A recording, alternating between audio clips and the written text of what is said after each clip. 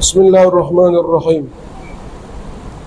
औलाद की तरफ से बाप के लिए कुर्बानी करना, माँ बाप के लिए औलाद की तरफ से कुर्बानी करना वाजिब नहीं। मसलन किसी की औलाद में 10 अफराद हैं और सब एक साथ रहते हैं, बाप की जिंदगी में सिर्फ बाप पर कुर्बानी वाजिब होगी, यानी अपने नाम से कुर्बानी करेगा, औलाद के नाम से नहीं। मोर प्लार बांधे द औलाद द पारा कुर्बानी कौल वाजिब नहीं, जरूरी न दा। मसलन यो सड़ी लस औलाद दी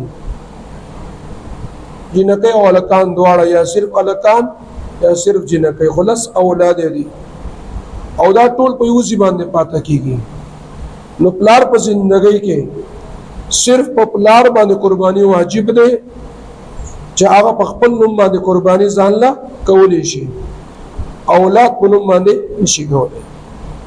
अगर औलाद बालिग है और सब मालदार और साहिब निसाब है तो इस सूरत में हर एक पर जरूरी होगा कि एक हिस्से की कुर्बानी करे।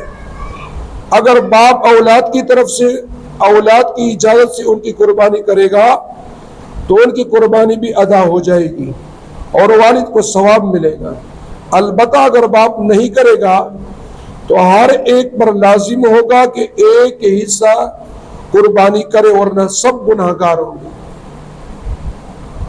औलाद बालिग दे यानी मतलब सो जिनेदा का हालत देखो, औलाद बालिग दे औदा औलाद चली मालदार है, साहिब निसाब दे नपदबा नखपला कुर्बानी वाजिब दा दाव पखपला बांधे कुर्बानी के द प्लार पर कुर्बानी बांधे या द मोर पर कुर्बानी बांधे दे औलाद मालदार औलाद गाड़ा नखलसी